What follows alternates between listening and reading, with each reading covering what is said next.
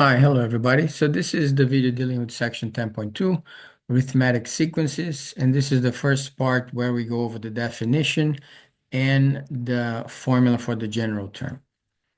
Now, before we get into what a arithmetic sequence is, just let's take a look here and focus on what a sequence is. So a sequence is nothing more than just a collection of numbers. We're only interested in numeric sequences, right? So it's a collection of numbers that follow a specific or fixed pattern, okay? So when we talk about specifically an arithmetic sequence, uh, is a sequence that has a specific relationship between the terms. So here is the definition of this kind of sequence that we're dealing with. In the next video, we're going to talk about a different kind of sequence. So for an arithmetic sequence, it's a sequence in which each term after the first, second, third, fourth, fifth, is going to be dependent upon the previous, and it's going to be different from the previous and the next by a fixed amount. All right, so imagine that your sequence, normally we specify a sequence this way. So this means a sequence of elements A sub n, and here they are, A1, A2, A3, and so on and so forth. If we're dealing with an arithmetic sequence, that means whatever the first number is, let's say, for example, 7, the next number is different from 7 by a fixed amount. Okay, so let's say, for example, the second number is 10, then the difference between these two terms is 3, obviously, which means that the next one has to have the same fixed distance or difference from the previous, and so on and so forth. Okay? So here's an example of a sequence, and because the difference from adjacent terms is fixed, we call that an arithmetic sequence. Okay? In this case, the first term is 3, and the difference or common difference among the terms is also 3. All right? Now, in general terms, once we know the first term and we know the fixed difference or common difference, then we can come up with a formula for the general term. So the general term will be A sub n, where n is any number from 1 to whatever k value that we're trying to find the term of. So as we call it the nth term, okay? So here's the formula for the nth term. It's the first term, number of terms minus 1 times the distance. Okay, so this is very easy. Now, the typical problem that we can see on this section, or dealing with this section, two types. You may be given a problem dealing with this, where both formats is that we have to find the nth term.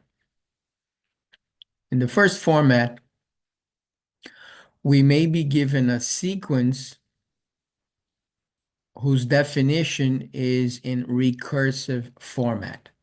So here's the definition of this particular sequence. Let's take a look. And let's see if we understand what this means. So this means the general term, A sub n, is equal to, this is the previous term.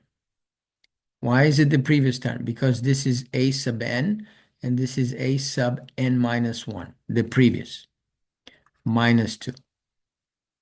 And now if we know, for example, the first term, we should be able to find the following terms. All right, so let's see. So I already know that A1 is 6. So how would I find A2? Well, according to the formula, this recursive formula,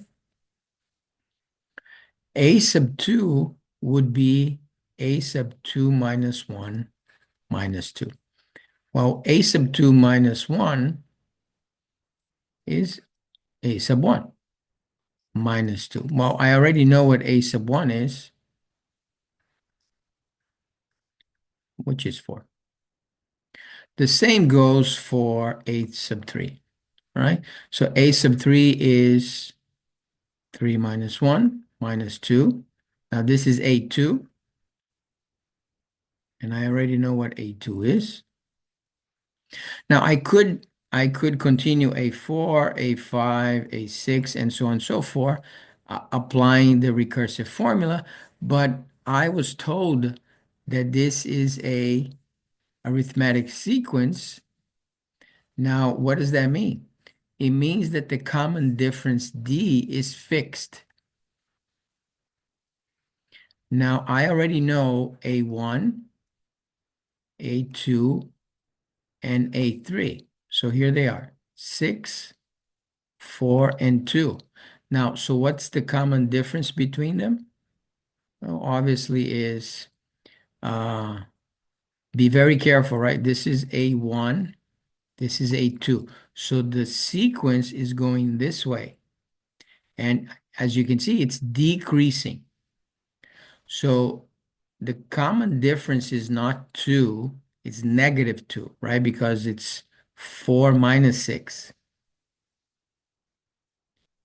which is negative 2. So it's decreasing. All right, so the common difference is always A sub n minus A sub n minus 1. It's the current term minus the previous, wherever you are in the sequence.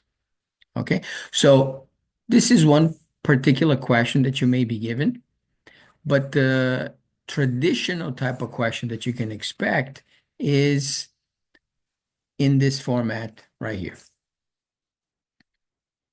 Okay, so for example, find the 8th term, A sub 8, of an arithmetic sequence whose first term is 4 and whose common difference is negative 7.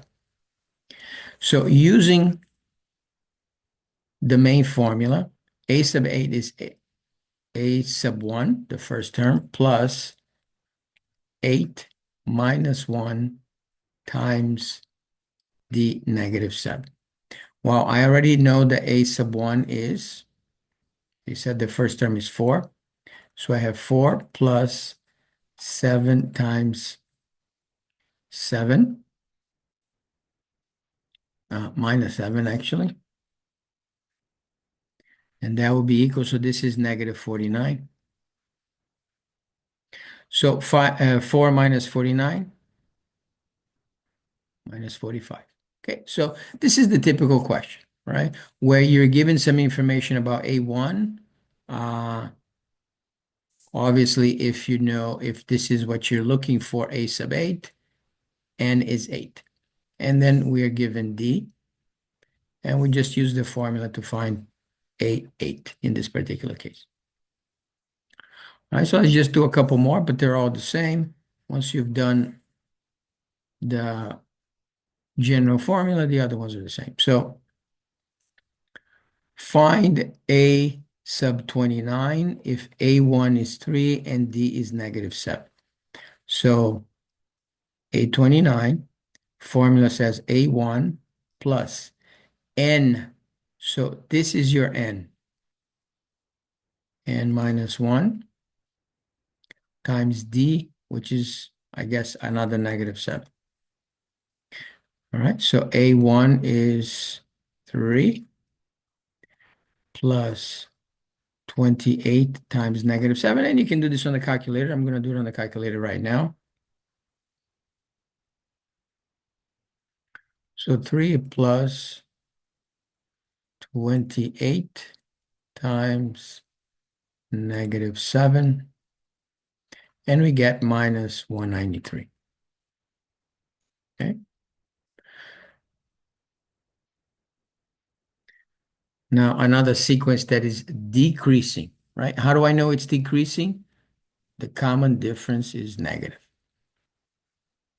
So the common difference could be positive, negative, or zero. Obviously, if the common difference is zero, right, then whatever your first term is, let's say 4, then the second term would also be 4, and the third would also be 4, and so on and so forth. So the sequence would be a constant sequence.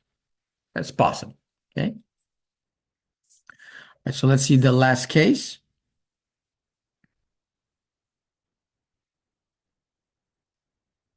This topic is very easy. Find a sub 122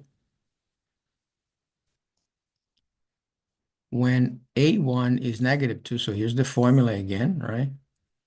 Minus 2 plus n, which is 122 minus 1 times d, which is 12. Now, in this case, the sequence is increasing, right? Because d is positive. So I have negative 2 plus 121 times 12. And again, I go to the calculator.